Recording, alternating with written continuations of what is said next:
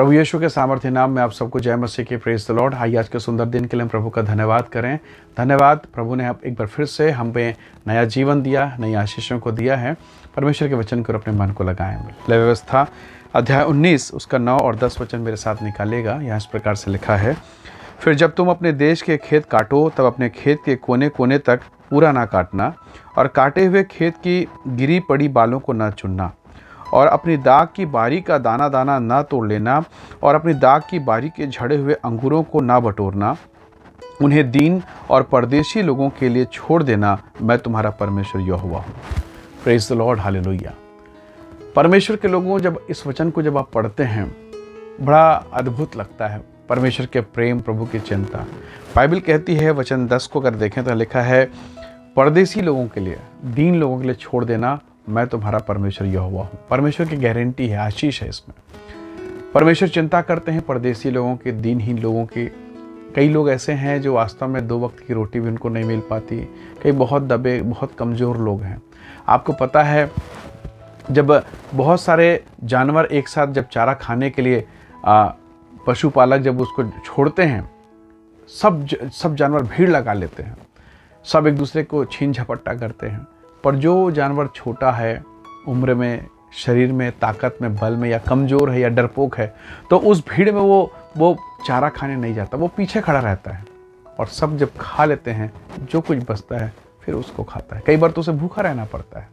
कई बार ऐसे ही मनुष्यों के साथ होता है, आपके साथ, मेरे साथ। बलवान लोग छीन लेते हैं, ताकतवर छीन लेते हैं, अप्रोच वाले छीन लेते हैं, और जो दीनहीन, गरीब, जो लाचार, वास्तव में जिसको सबसे ज़्यादा ज़रूरत है, वो छूट जाता, वो रह जाता है।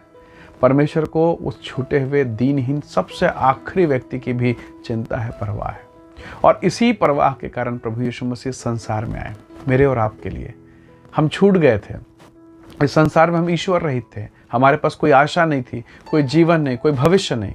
और ऐसे छूटे हुए लोगों के लिए प्रभु यीशु मसीह संसार में आए। Praise the Lord. कैसा अनुग्रह परमेश्वर का। प्रभु के लोगों, कई बार पशुपालन करने वाले, बकरी पालने वाले लोग जब अपने पशुओं को चराते हैं, पानी पिलाते हैं, तो अगर अक्सर आप देखेंगे जो बलशाली वो जल्दी पानी पीने के लिए झपट्टा मारते हैं, पहले ले लेते हैं, बाकी लोग छूट जाते हैं। परमेश्वर परदेशी की चिंता करता है, दीनहीन, गरीब लोगों की चिंता कर रहा है। यानी कितना अद्भुत है ना। मैं जब उस महिला के विषय में सोचता हूँ जिसको 12 साल से लहू बहने का रोग है, उसका शरीर सूख गया है, आंखें पिचक गई है, गाल धंस गए हैं, ऐसा सब कुछ खत्म, मतलब उसके शरीर की सुंदरता खत्म हो चुकी है। एक महिला लगातार 12 साल, असंभव सी दशा है, और शायद वो खड़ी भी नहीं हो सकती, चल भी नहीं पाती, चक्कर आता हो, शरीर थरथराहट से, कपकपी से भरा हुआ है। गालों को देखे पूरा चपट गया है, हड्डियां दिख रही हैं, आंखों में कोई रोशनी नहीं, चेहरा पूरा निस्तेज हो चुका है। और यीशु मसीह के आसपास इतने बड़े बड़े लोग हैं जो चंगाई पाने के लिए अप्रोच वाले, धनवान, सूबेदार, क्या क्या नहीं है। पर यीशु मसीह उस जगह गए, उस गांव पर गए जहां वो महिला घुटनों के बल आकर उसके कपड़े को छू सके। हालेलुया। वो छूट गई थी कहीं, वो बहुत दुर्बल थी, बहुत कमजोर थी, छूट गई थी, पर परमेश्वर की नज़र से नहीं छूटी थी, प्रभु के नज़र से बिल्कुल नहीं छूटी थी। अभी भी प्रभु की निगाह उस पर थी। सामरिया से प्रभु होकर गुजरे यूहन्ना 4 अध्याय में, और वहाँ वो सामरी महिला, वो पाप में जीवन बिताने वाली महिला शायद लोगों के नज़र से छूट गई थी, धर्मगुरुओं के नज़र से, अरे ये पापी कहाँ स्वर्ग जाएगी।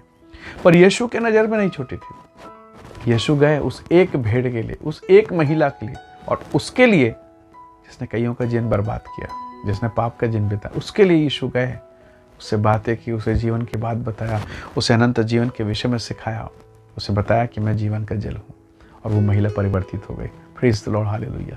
परमेश्वर के लोगों, ये वचन चाहे पुराना नियम हो चाहे नया नियम हो, ये इस बात को बताता है कि परमेश्वर को मेरा और आपका ख्याल है, वो ध्यान रखता है, वो हमारा सच्चा पिता है। आपको कई बार लगता होगा कि मैं चर्च में सबसे पीछे हो जाता हूँ प्रभु। आप हो सकता है आत्मिक जीवन में कमज़ोर हों, दुर्बलताओं में हो, गीत गाने में कमज़ोर हो, आपको नहीं आता, राग समझ में नहीं आता है, फिर भी आप गुनगुनाते हैं। और परमेश्वर को ये पसंद है। हालेलुया। ये पसंद है कि आपको कुछ नहीं आता, फिर भी आप उसके साथ बैठते हैं, आप उसकी आराधना करते हैं। आपको ठीक से प्रार्थना करना नहीं आता, फिर भी प्रभु आपके साथ है।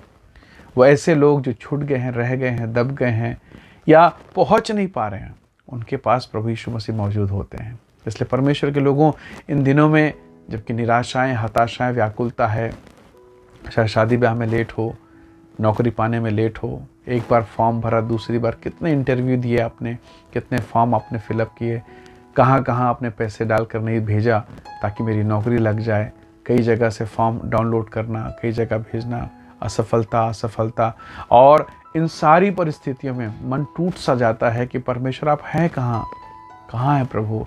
परमेश्वर के लोगों, परमेश्वर बिल्कुल आपके करीब में है, आपके पास, आपके भीतर, आपके अंदर में है। उसने कहा है मैं तुझे कभी अनाथ न छोड़ूंगा।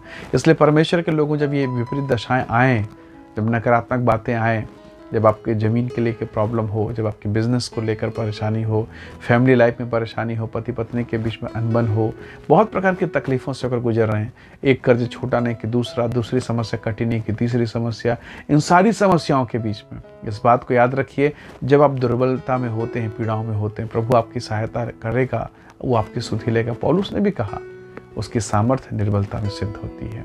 इसलिए प्रभु के लोगों, जब आप निर्बल और दुर्बल हों, मन को शोकित ना करें, दुखी ना करें।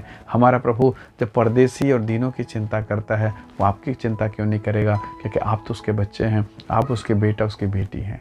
आइए आज की सुबह अपने मन को तैयार करें, प्रभु से बात करें, प्रभु से प्रार्थना करें। निसंदेह परमेश्वर आप पर दया करेगा। आइए प्रार्थना करें। प्रेमी अनुग्रहकारी ईश्वर के पिता, मेरे प्रिय भाई बहनों पर दया कर, इनके बिजनेस पर, इनके परिवार, घर, बाल बच्चों पर, इनके पति पत्नी के रिश्तों पर, इनके पारिवारिक जीवन पर, हर एक वो श्राप जो इनके विरोध में है, यीशु के नाम से दूर हो प्रभु। इन्हें ब्लेस करें, इन्हें आशीष दें और इनके जीवन को अपनी भलाई से भरिए।